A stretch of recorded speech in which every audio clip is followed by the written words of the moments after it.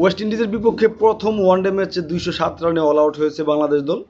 50 over খেলবে ভেবেছিলাম, কিন্তু খেলতে পারেনি, 2 বল আগে অল আউট হয়েছে। বাংলাদেশের ইনিংসের 48তম ওভারে প্রথম 6 হাঁকিয়েছে রিশাদ। এর আগে যে 2টা বল ব্যাটসম্যানরা উপরে তুলে মেরেছে, মিরাজ এবং সোহান দুজনেই আউট হয়েছে। এমন টার্নিং উইকেট ওয়ানডেতে আমি কখনোই দেখিনি। মিরপুর আগেও আমরা ধানক্ষেত বলতাম, তবে আজকের যে উইকেট সেই পুরনো সব রেকর্ড ছাড়িয়ে গেছে এই উইকেটটা। বাংলাদেশ দল 207 রান করেছে। আমি যদি বলি যে বাংলাদেশ দলের যে 3 স্পিনার, তারপরে মুস্তাফিজ আছে, ভালো করতে পারে স্লো উইকেটে।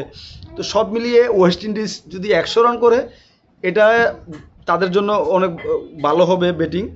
আমি মনে করি যে 50 থেকে 100 রানের মধ্যে ওয়েস্ট ইন্ডিজকে অল আউট করার মতো উইকেট এটা বাংলাদেশের বোলারদের জন্য, এবং তেমনটাই হওয়া উচিত।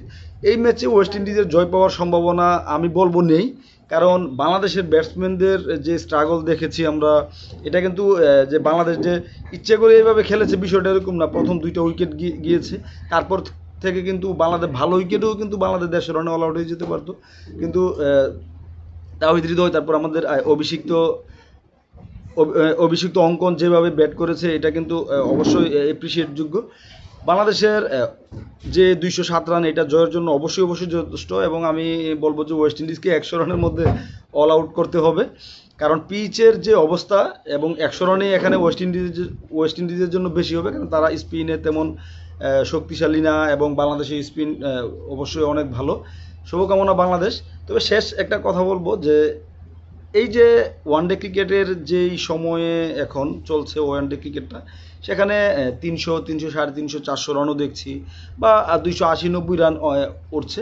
সেই জায়গায় বাংলাদেশ দল জয়ের জন্য, এটা আগেও করেছে, আগের যে বোর্ড ছিল বিগত সরকারের আমলে তারাও করেছে, এবং এখনও সেটা মিরপুরে যে 2 বছর খেলা হয়নি, বাংলাদেশ দলে 2 বছর খুব বাজে ব্যাট করতো, এবং 2 বছর পর আবারও মিরপুরে ওয়ানডে ক্রিকেট গড়িয়েছে, এবং এই যে একটা উইকেট তৈরি করা হলো, এটা এটা আসলে কি বলবো, জঘন্য একটা উইকেট। তারপরেও বাংলাদেশ দল উইকেট বুঝে যে রানটা করেছে, রিশাদের জন্য এটা হয়েছে অবশ্যই, না হয় 190-এর মধ্যেই থামতে পারতো বাংলাদেশ। শুভকামনা বাংলাদেশ। জয় দরকার, আসলে জয়ের জন্য উইকেট বানিয়েছে, যেহেতু আমরা বাংলাদেশি, আমরা জয়ে ফিরতে চাই, বাংলাদেশি হিসাবে বাংলাদেশের জয় চাই। তবে এই শেষ কথা হলো যে আসলে এই ধরনের উইকেটে ওয়ানডে ক্রিকেট কাম্য না। দলের জয় দেখতে পাওয়াটা হয়তো ভালো বিষয়, তবে আমি চাই যে পরবর্তী ম্যাচ থেকে উইকেটের আরেকটু উন্নতি করা হোক, যেন সাপোর্টাররাও খেলা দেখে আনন্দ পায়।